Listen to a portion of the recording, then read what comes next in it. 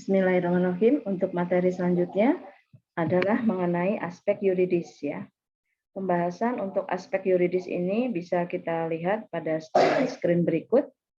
Nah, ini adalah aspek-aspek yang dibahas dalam studi kelayakan bisnis ya. Sekarang kita membahas tentang aspek yuridis.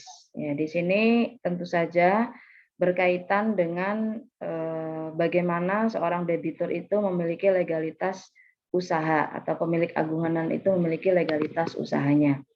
Ya, itu apa itu dari segi SK Kementerian Hukum dan HAM ya, terus SK Kemenkumham, terus udah gitu dari akte notaris, terus misalnya adanya NIB, NPWP dan lain sebagainya. Kemudian di sini ada bagaimana kita menganalisis calon debitur ya. Yang pertama di sini adalah bentuk badan hukum perusahaan. Apakah itu PT ya, perseroan terbatas atau CV atau WIRMA atau joint venture. Nah, ini harus jelas dulu badan hukumnya. Biasanya yang mengikuti tender yang di pemerintahan itu harus memiliki badan hukum, tidak bisa memakai perseorangan. Kalau kita tetap memakai perseorangan artinya kita meminjam bendera teman kita yang misalnya mempunyai nama perusahaan, misalnya itu bisa kita pinjam dengan memberikan fee misalnya 5-10% dari total keuntungan yang akan didapat misalnya. Kemudian ada prosedur perizinan atau legalitas. Nah, ini biasanya diatur oleh pemerintah ya. Dalam hal ini misalnya masing-masing Kementerian Perdagangan misalnya ataupun di mana domisili daripada tempat usaha yang akan kita dirikan. Kemudian ada lembaga atau departemen atau instansi yang terkait dengan perusahaan.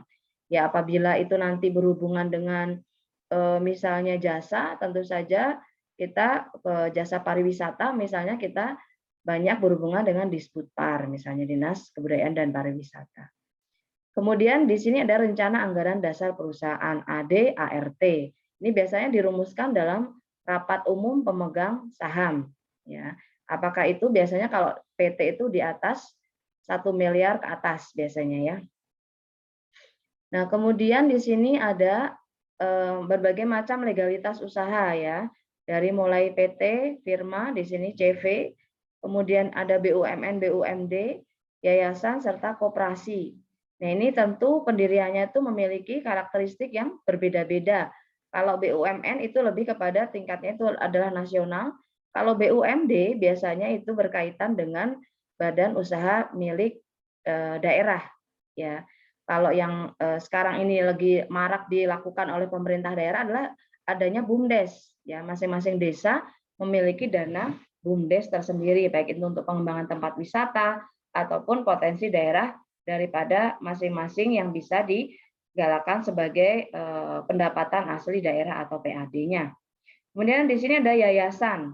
Yayasan ini termasuk dalam misalnya pendirian sekolah-sekolah atau universitas ataupun misalnya yayasan tentang kesehatan. Nah, ini untuk mendapatkan apa yayasan biasanya mendapatkan dana-dana hibah.